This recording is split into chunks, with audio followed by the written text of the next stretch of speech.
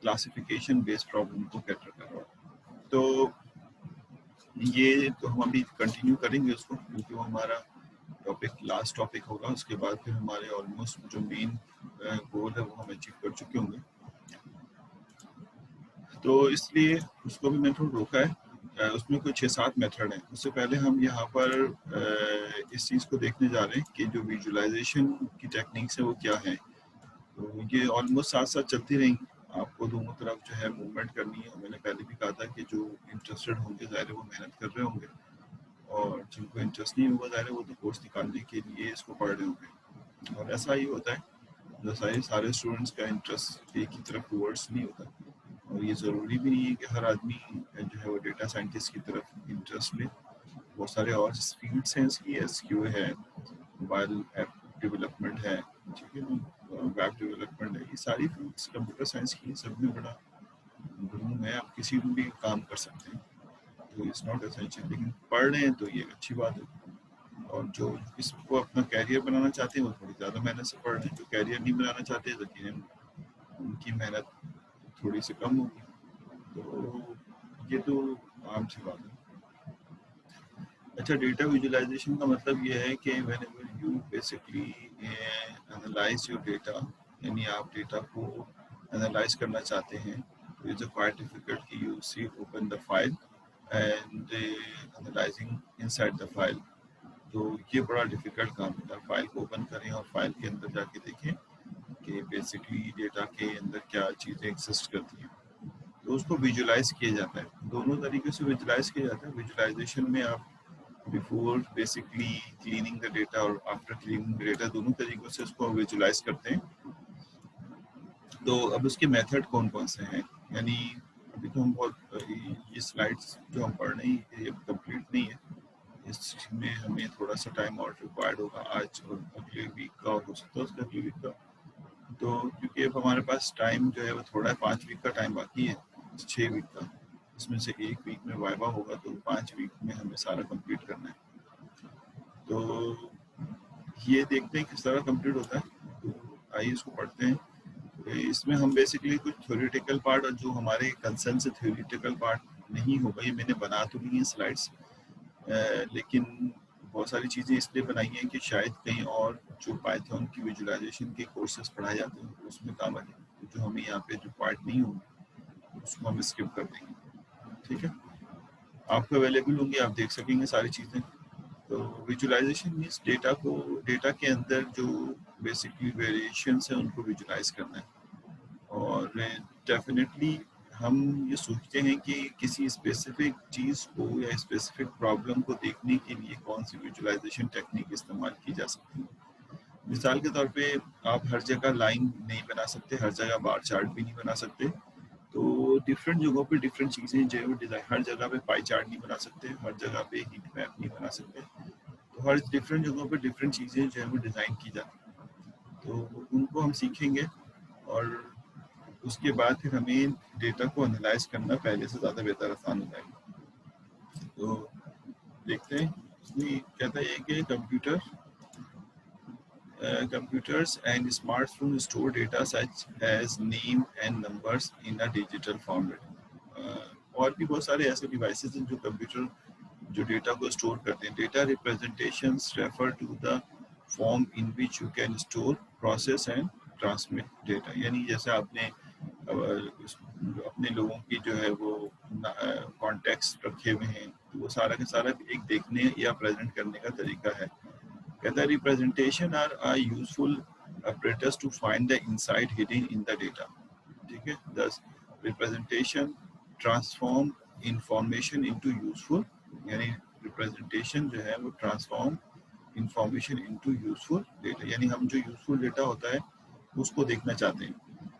अब सवाल यहाँ पे ये है कि जो डेटा हमारे पास अभी मौजूद है, ठीक है, आप इसको कैसे रिप्रेजेंट करना चाहते हैं और क्यों करना चाहते हैं। तो आप इसके इनसाइट्स जो छुपे हुए हैं वो देखना चाहते हैं। मिसाल हम अपने कॉन्टेक्ट्स की बात कर लें, तो क्या आप ये बता सकते हैं कि आपके कितने कॉन्टेक्ट्स ऐसे हैं मोबाइल फ़ोन में जिनमें ईमेल एड्रेस मौजूद है और किसमें ईमेल एड्रेस मौजूद नहीं है, या कितनों में 2 नंबर्स हैं, कितनों में 1 नंबर है ना।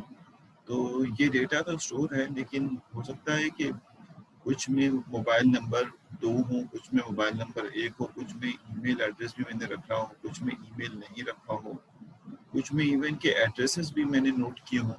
तो ये बात अगर कोई पूछे कि कितने ऐसे एड्रेसेस हैं इस वक्त और वो कौन कौन से हैं जो बेसिकली आपके ईमेल एड्रेस को भी कंटेन करते हैं, तो वो बताना हमारे लिए डिफिकल्ट है। तो इसके लिए या तो कोई नॉन विजुअलाइजेशन टूल हो, आप एक क्यूरी चलाएं और क्यूरी चला के बता दें कि भाई ये है, और एक विजुअलाइजेशन का तरीका है कि आप विजुअलाइज करके बता दें कि ये लोग हैं जो इस वक्त जो है हमारे कॉन्टेक्ट्स में भी हैं और उनकी ईमेल एड्रेस एग्जिस्ट है। ये प्रेजेंटेशन, यानी प्रेजेंटेशन इज नॉट एसेंशियल कि आप विजुअलाइज बेस करें, बल्कि नॉन विजुअलाइज बेस भी कर सकते हैं। लेकिन जैसे हम जानते हैं कि विजुअलाइजेशन बेस्ड जो प्रेजेंटेशन होती है वो बेसिकली ज़्यादा इफेक्टफुल होती है as compare to non visualisation. इसलिए हमें विजुअलाइज करने की टूल एंड टेक्निक्स भी आनी चाहिए कि वो किस तरह से काम इसके ऊपर किया जाता है। आइए देखते हैं। कहता है कि visual data is very easy to understand compare to data in other form. ये बात मैंने आपको बता दी थी। Instead of just looking at data in the column of the Excel spreadsheet, यानी इंस्टेंट, यानी जैसे कि आप एक्सेल पे देखें, जैसे मैंने अभी कहा फाइल को ओपन करके देखें, कॉलम को देखें, तो वो इतना अच्छा नहीं है ये तरीक़ेकार। जैसे मैंने आपसे कहा था लास्ट क्लास में कि या उससे लास्ट क्लास में कि आउटलायर्स को जो है वो देखना है, तो कैसे देखेंगे? तो हमने कहा आउटलायर्स को देखने के लिए तरीक़ेकार ये है कि आप एक बॉक्स प्लॉट कर लें, तो वो बता देता है कि कितने आउटलायर्स उसके अंदर एग्जिस्ट है। ये नहीं बताता कि कौन से हैं, वो कौन से नंबर ऑफ टपल्स हैं जो आउटलायर्स में एग्जिस्ट करते हैं। लेकिन ज़ाहिर अब 1000 डेटा है, तो हम कैसे बता सकते हैं कि उसमें आउटलायर कौन सा है? क्योंकि 1000 डेटा में से हर एक के 20 एट्रीब्यूट, तो we wouldn't be able to basically tell which exact data is a basically outlier. इसीलिए मैंने आपको क्वेश्चन मिड में दिया था कि आप आउटलायर से फेमिलियर हो जाएं कि अगर कोई आउटलायर है तो किस तरह से जनरेट होगा। वो आपने सॉल्व किया होगा, मैं भी चेक करूँगा, नहीं चेक किया मैंने। ये कहता है important of the data visualization instance, यानी it's easy to see pattern emerge from the numerical data that given in the following graph. यानी हम देख सकते हैं कि ये डेटा जो है वो हमें एक स्पेसिफिक पैटर्न को शो कर रहा है। यानी लेफ्ट साइड पे देखें तो score in exam, name of student, ठीक है, student A, student B, student C, student D. अब अगर ये कैटेगोरिकल डेटा है स्टूडेंट के नाम के हिसाब से, तो हम कह रहे हैं कि बेसिकली 4 डेटा है, तो हम उसको इस तरह से शो कर दिया उसको। लेकिन अगर किसी क्लास में 50 स्टूडेंट हो तो क्या ये बेहतर होगा या नहीं होगा?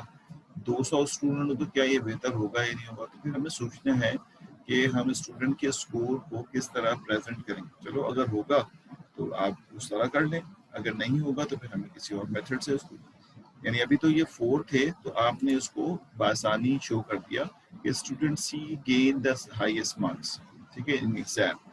बट अगर ये 300 स्टूडेंट होते तो क्या हमें यहाँ प्रेजेंट करना अच्छा लगता? यानी प्रेजेंट तो हो जाता, लेकिन क्या ये प्रेजेंटेशन अच्छी होती या नहीं होती?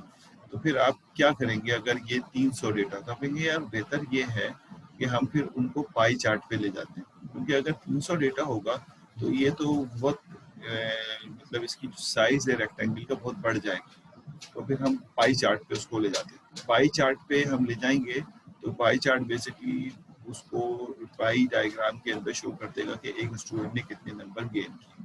तो ये तो हमें सोचना है कि हम इसको किस तरह से प्रेजेंट करेंगे। विजुअलाइजेशन के बहुत सारे फायदे हैं। Complex data can be easily understood.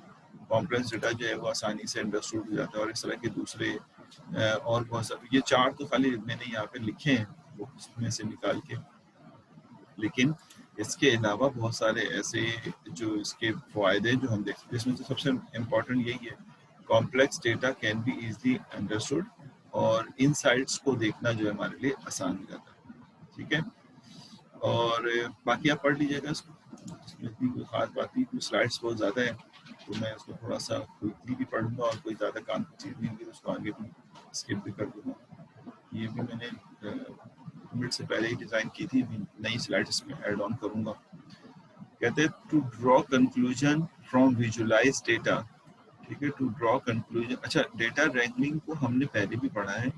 Data wrangling basically हमने ये कहा था कि ये जिस क्लीनिंग की कैटेगरी में आता है, ठीक है, तो मतलब फीचर इंजीनियरिंग के कैटेगरी में आता है डेटा रैंगलिंग। मकसद इसका यही है, टेक्निक्स में कुछ फ़र्क हो या नाम में कुछ फ़र्क हो तो वो एक अलग केस है, लेकिन डेटा रैंगलिंग का मतलब ये होता है कि डेटा को आपने क्लीन ही कर, तो जो कहता है टू ड्रॉ, पहले भी डेफिनेशन दे चुका हूँ, यहाँ पे अब एक डिफरेंट डेफिनेशन आ रही है, to draw conclusion from visualise data, ठीक है, we need to handle our data and transform it into the best possible representation, ठीक है, this is where data wrangling is used, यानी आप बेस्ट रिप्रेजेंटेशन में लेके आना चाहते हैं, तो इसका मतलब ये है कि आप उसको अच्छी तरह क्लीन करके बेहतर फॉर्मेट में लेके आएंगे, तो वो बेसिकली डेटा रैंगलिंग कहलाता है।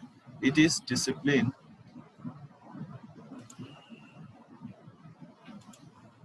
ठीक है, it is discipline of augmenting, transforming, enriching data. Enriching का मतलब है कि डेटा अगर कम है तो आप डेटा को जब उसके अंदर जो है इसकी क्रिएशन भी करें, डेटा अगर आपके पास थोड़ा सा दिया हुआ है तो आप खुद पैटर्न को डिज़ाइन करें, तो data in a way that allow it to display and understood by the machine learning algorithm। देखिए ये वही बात है ना कि आप इस तरह से इसकी प्रिपरेशन कर दें कि वो मशीन लर्निंग के एल्गोरिथम को समझ आने लग जाए और उससे आप मॉडल तैयार कर लें। दोबारा पढ़ देता हूँ, it is the discipline of the augmenting, transforming and enriching. अब देखिए नाम से हमें वो बातें नहीं समझते हैं, ऑगमेंटिंग, ट्रांसफॉर्मिंग, यानी हमने ट्रांसफॉर्मिंग पढ़ा था, डेटा के अंदर ट्रांसफॉर्मिंग क्या होता है, ऑगमेंटिंग यानी अगर आप डेटा के अंदर मिसिंग डेटा को फिल करना चाहते हैं, और डेटा की तादाद ही कम है तो इनरिचिंग, तो वो सारी चीज़ें इसके अंदर कवर होती हैं जो हम पीछे पढ़ के आए। In a way that allow it to be displayed and understood, यानी डिस्प्लेड का मतलब है विजुलाइज भी कर सकते हैं और अंडरस्टूड भी हो सकता है बाय मशीन लर्निंग एल्गोरिथम। ये उन्होंने एक डायग्राम बनाई हुई है और वो ये कहता है कि बेसिकली आपके पास जो डेटा आता है, डेटा फ्रेम में जाता है, उसकी क्लीनिंग का काम हम करते हैं, और फिर उसके बाद वो डेटा जब प्रिपेयर हो जाता है तो उसके विजुलाइज करते हैं, विजुलाइज करके हमें फिर मॉडल की तरफ जाते हैं, मॉडल अच्छा नहीं होता तो दोबारा फिर उसकी ट्रांसफॉर्मेशन में कुछ और मजीद चेंजेस करते हैं, तो ये काम बेसिकली डेटा रैंगलिंग की कैटेगरी में और फिर फाइनली हम प्रिडिक्ट करके बताते हैं कि कौन सा रिजल्ट जो है, फाइनल रिजल्ट यहाँ पे आउटपुट के अंदर देते हैं। मतलब अगर आपकी मॉडल बना लिया आपने डेटा क्लीन कर लिया, विजुलाइज भी कर लिया, उसके इंसाइट्स देख लिए, लेकिन बेहतर नहीं है तो दोबारा आप उसकी ट्रांसफॉर्मेशन के अंदर जो है वो जाते हैं। ये नहीं कि एक दफ़ा कर लिया तो आपने कहा बस यही तरीक़ेकार है, ऐसा नहीं है, बल्कि इसको मजीद आगे की तरफ बढ़ाते हैं, फर्दर उसको सॉल्व भी करते हैं।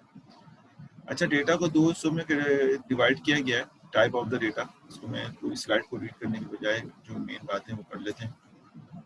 डेटा को दो हिस्सों में डिवाइड किया गया, एक कैटेगरिकल डेटा जिसको हम क्वालिटेटिव डेटा कहते हैं, जैसे आप कहते हैं क्वालिटेटिव डेटा में बाल का कलर कैसा होगा, तो वो, और एक है न्यूमेरिकल डेटा यानी क्वांटिटेटिव डेटा, यानी एज क्या होगी, वेदर फोरकास्टिंग की आज प्रिडिक्शन क्या होगी, तो वो बेसिकली न्यूमेरिकल डेटा का। कैटेगरिकल डेटा, ये दो broad category, and numerical data यानी क्वालिटेटिव और क्वांटिटेटिव। इसमें भी मजीद दो हिस्से किए इन्होंने इसके। कहता है कि type of the data, categorical data describe characteristics, for example colour of the objects और पर्सन, जेंडर्स, इस तरह की जो चीज़ें हैं वो कैटेगरिकल डेटा में आती हैं। कैटेगरिकल डेटा बेसिकली दो हिस्सों में डिवाइड है, नॉमिनल और ऑर्डिनल डेटा।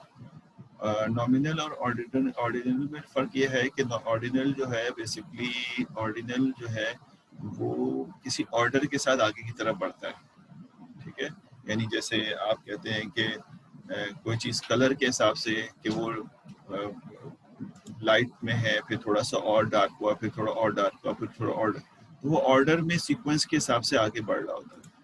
लेकिन जो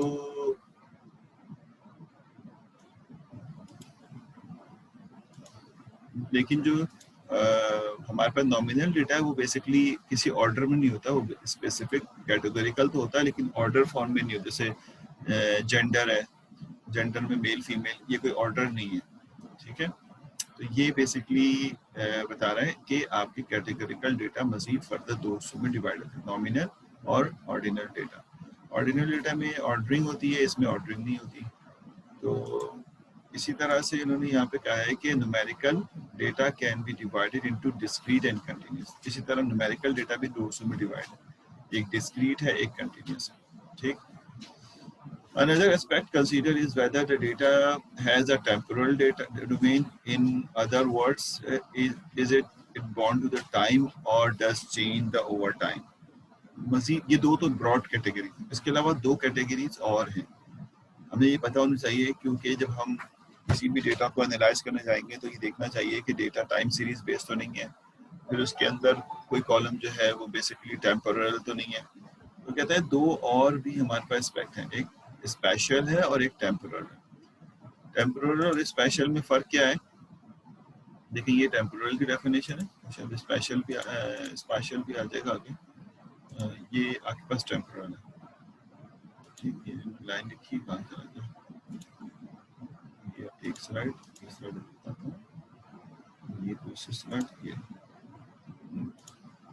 कहते हैं another aspect considered is whether the data has a temporal domain.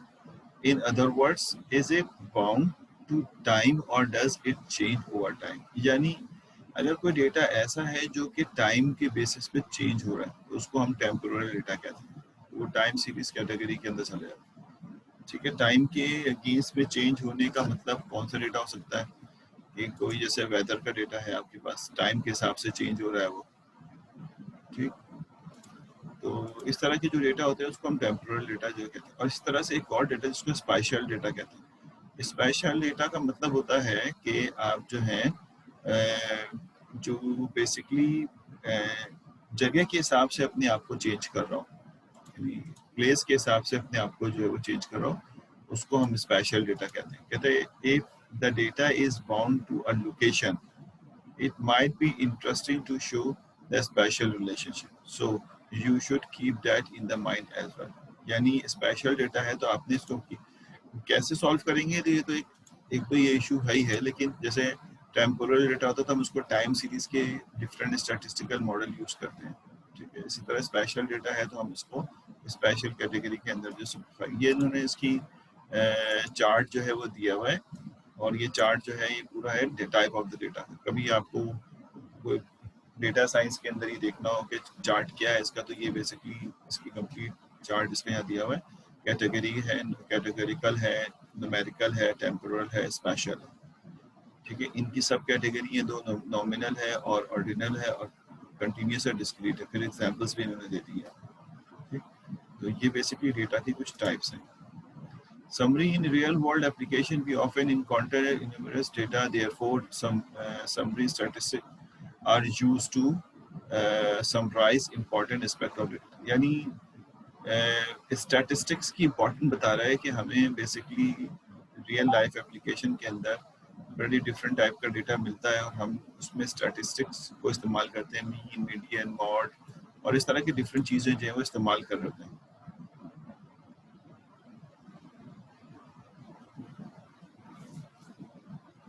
अच्छा, साद अब्बासी कह रहे हैं स्क्रीन नहीं आ रही, तो क्या सबको स्क्रीन नज़र नहीं आ रही? मैंने शेयरिंग तो की हुई है, आप लोग ही बता दीजिए। साद अब्बास कह रहे हैं कि स्क्रीन नज़र नहीं आ रही, इतनी देर से मैं पढ़ रहा हूँ, तो आपको स्क्रीन नज़र आ रही है? साथ सबको आ रही नज़र, आपको शायद अपने इसमें देख लो कोई इशू है, आ रही है, वरना ज़ाहिर है कोई ना कोई पहले ही बोल देता ना। थैंक यू यार सर, थैंक यू। साथ तुम अपने आप अपने नेट कनेक्शन को चेक कर लो। ठीक है, बात बस सही, ओके।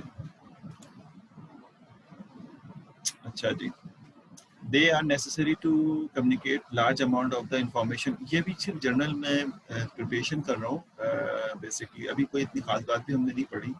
ये एक प्रिपरेशन हो रही है जो कि हम विजुअलाइजेशन में जाएंगे, तो विजुअलाइजेशन करने से पहले वो सारी बातें यहाँ पे वो बता रहे हैं आपको कि किस तरह कंटिन्यूस डेटा है तो हम उसको किस तरह से शो करें। तो ये सारी चीज़ें यहाँ पे इसने, अब देखिए स्टैटिस्टिक की इंपॉर्टेंट उसने यहाँ पे एक लाइन में बताई, हालांकि बहुत सारी इंपॉर्टेंस थी, मैंने उसको कट डाउन कर दिया। वो कहता है देखिए, अगर आपके पास नॉमिनल डेटा है तो आप हमेशा मॉड यूज़ करें, ऑर्डिनल डेटा है तो मीडियन के तहत आप उसको यूज़ करें, और न्यूमेरिकल डेटा है तो मीन और मीडियन इस्तेमाल करें या इंटरपोलेशन इस्तेमाल करें। ठीक है, तो अब हमने जो मैंने भी क्विज टूल इसमें भी आप काफ़ी आप लोगों के ऑब्जर्वेशन सब देख के मैं उसको पूरी करूँगा।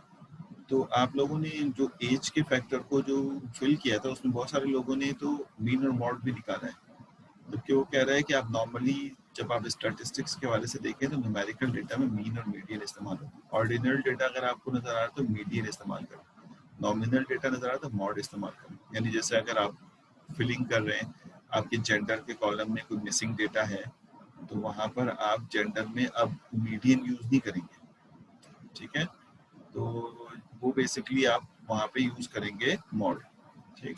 अच्छा, अब सवाल यहाँ पे ये होता है कि हम मीडियन यूज़ करके भी तो सवाल सॉल्व कर सकते हैं। तो मैं कल एक डायग्राम देख रहा था, उसमें कहीं पे मैं पढ़ रहा था तो उसमें एक डायग्राम शो हो रही थी। उसमें एक आदमी, एक दीवार थी, आपने देखी होगी, मैं इसे बता रहा हूँ।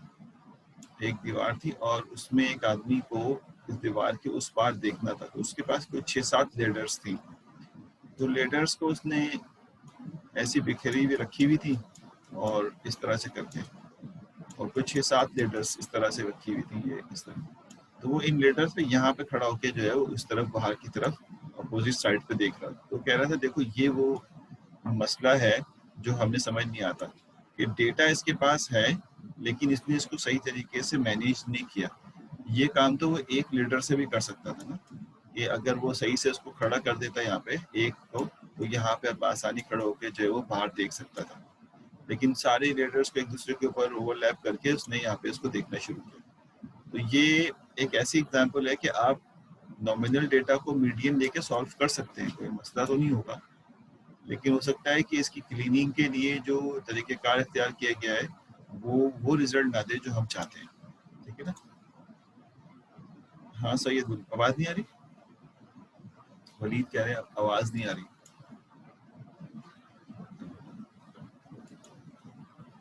बाकी को आवाज़ आ रही है, अभी भी टूट रही है आवाज़?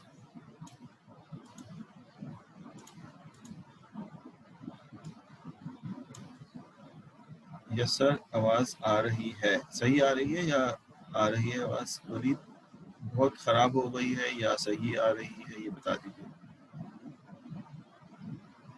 सही आ रही है, फर्क कह रही है सही आ रही है। तो वलीद आप देखो ज़रा, आपके इसमें कुछ इश्यूज होंगे। चलो गुड है। अच्छा जी, अब आता है ये 15 स्लाइड्स तो इसने आपकी प्रिपरेशन की। अब वो आते हैं आपके पास visualization, all you need to know about the plot, कि अब हम प्लॉट करना चाहते हैं और विजुलाइज करना चाहते हैं डेटा। इसमें ना काम होता है अभी हमारे पास, तो इसलिए आप किसी भी किस्म की जल्दी ना करें, और कोई इशू है तो फ़ौरन पूछें उसको, अच्छी बात है, ठीक है। अच्छा जी, कहता है कंपैरिजन, नंबर 1 है कंपैरिजन प्लॉट, यानी आप किसी चीज़ को कंपेयर करना चाहते हैं मिसाल के तौर पर। तो कहता है comparison plot includes charts that are well suited for comparing the multiple variables or variables over time. Time के अगेंस्ट में आप कंपेयर करना चाहते हैं या दो वेरिएबल्स को कंपेयर करना चाहते हैं। फॉर कंपैरिजन अमंग आइटम, यानी बार चार्ट्स के through, also called the column chart, और the best way to go, यानी हम अगर बार चार्ट के थ्रू किसी को कंपेयर करें तो बेस्ट वे, लेकिन ये उस वक्त होता है बेस्ट है जब दो तीन ही एलिमेंट हो। यानी बार चार्ट आपने देखा है कि इस तरह से कभी कंपैरिजन ग्राफ को दिखा रहा होता है कि पहले वाले का रिजल्ट इतना है और इसी के अकॉर्डिंगली दूसरे वाले का रिजल्ट इतना है, तीसरे वाले का रिजल्ट अगले वाले का किसी दूसरे फैक्टर में रिजल्ट इतना है, और उसका फिर तो इस तरह से बार। लेकिन अगर आपके पास कंपैरिजन करने के लिए चीज़ें ज़्यादा हों तो फिर आप कैसे कंपेयर करेंगे? क्या बार चार्ट ही रहेगा? तो वो भी हम देखते हैं। दोबारा बता रहा हूँ कि bar chart for comparison among items, bar chart यानी किसी दो चीज़ों के दरमियान कंपैरिजन हो रही है, डिफरेंट एट्रीब्यूट्स के अगेंस्ट में। तो bar chart also called the column chart are the best way to go. Line chart are the great for the visualization variables over time. तो इन्होंने देखा कहा था variables over time और मल्टीपल वेरिएबल्स, ठीक है। तो अगर आपके पास वेरिएबल्स ओवर टाइम हो, टाइम के हिसाब से चेंज हो रहा, मिसाल के तौर पे हमारी जो रोज़मर्रा की चीज़ों की कीमतें बढ़ रही हैं, और अगर पिछले 6 मंथ का ग्राफ देखा जाए तो 6 मंथ के ग्राफ को देखने के लिए आप यकीनन बार चार्ट नहीं बनाएंगे, आप कहेंगे पिछले महीने जो जैन में हमारे किसी भी चीज़ को अगर आप ले लें तो जैन में किसी एक स्पेसिफिक आइटम के प्राइस ये थे, फिर फेब में ये, मार्च में ये, तो उस आइटम की जो प्राइस है वो यहाँ पे आ रही होंगी। तो आप उसको बेसिकली जब मिलाएंगे तो ये बेसिकली ओवर टाइम ग्राफ होगा, जो लाइन चार्ट से जो है वो आप ड्रॉ कर रहे हैं इसको, ठीक है। तो ये बेसिकली ड्रॉ किए जाते हैं for a certain time period से लेस देन 10 टाइम्स ऑप्शन, और से देखिएगा for a certain time period कम है, यानी मिसाल के तौर पर आपके पास जैसे अभी मैंने 6 महीने का है ना, 6 मंथ 10 से कम है, ये एक एवरेज बता रहा है। तो vertical bar chart can be use as well, यानी अगर आपके पास वेरिएबल्स ओवर टाइम है और उसके पॉइंट्स कम है, अगर यानी जैसे मैंने अभी 6 मंथ का कहा था, तो अगर उसके पॉइंट्स कम है तो आप वर्टिकल बार चार्ट भी बना सकते हैं, तो 6 वर्टिकल बार चार्ट बन जाएंगे इस तरह से। लेकिन अगर उसके अंदर 200 के करीब टाइम है कोई किसी चीज़ के ऊपर, तो फिर वो बार चार्ट सही तरीके का नहीं है, फिर लाइन चार्ट जो है बनाया। फिर कहते हैं radar chart spider plots are great for visualisation multiple variables for the multiple group. तो ये मेथड्स इस्तेमाल होते हैं, इनके कोड भी हम देखेंगे, अभी सब कोड पे काम करेंगे, ठीक है ना। तो इसमें कोई कंफ्यूजन तो नहीं है ना, ये हम अभी सब पे काम भी कर रहे होंगे थोड़ी देर में, अभी तो सिर्फ आपको नाम से बता रहे हैं कि हमें ये काम करने हैं। कहते हैं लाइन चार्ट, पहला है line chart are use to display quantitative values over the continuous time period and show information as a series. अब जरूरी नहीं है कि सिर्फ इसी के लिए इस्तेमाल होता हो, अभी इसने क्योंकि ये बुक्स में मतलब पढ़ाने के अंदाज में बात कर रहे हैं, रियल एप्लीकेशन में लाइन चार्ट हो सकता है और भी बहुत सारी जगहों पे यूज होता हो, तो आप इसको ग्रिप ना कर लें कि ऐसा ही होगा। लेकिन ये एक एप्लीकेशन है कि line chart are use normally use to display quantitative, ठीक है, values over a continuous time period and show information as a series. A line chart is an ideal for a time series which is connected by the straight line segment. ठीक है, इन्होंने यहाँ पे कहा है कि लाइन चार्ट और the grid, बाकी सारी बातें अब यहाँ पे आप रीडिंग मटेरियल आपको मैं दे रहा हूँ, आप पढ़ लीजिएगा। फॉर स्मॉलर टाइम पीरियड, जैसे पहले बताया गया था कि अगर टाइम पीरियड कम है तो vertical bar chart might be the better choice, आप यूज कर सकते हैं।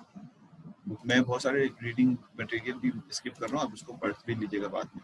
The following diagram shows a trend real estate price in million US dollar for 2 decades. Line chart are well suited for showing the data. ये एक data है जिसमें basically इन्होंने 1995 से 2015 तक का डेटा शो किया है।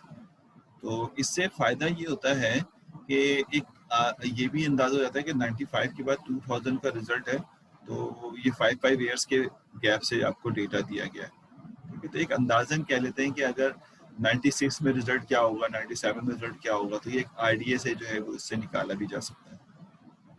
तो ये एक लाइन चार्ट जो है वो डिज़ाइन की गई है।